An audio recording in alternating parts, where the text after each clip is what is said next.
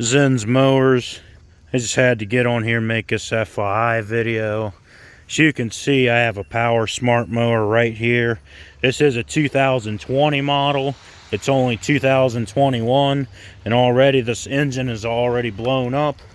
This is due to how low and dark the soil is.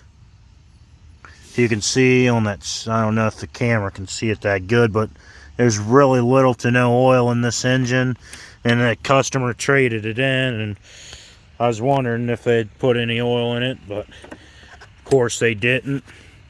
So I'm going to show you how hard it is to pull this over and why it's imperative that you put oil in your mowers and maintain the oil level.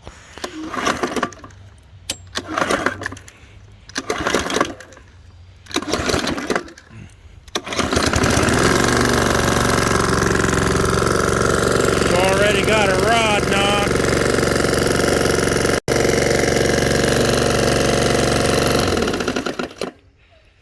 Yeah, that's definitely got a rod knock there.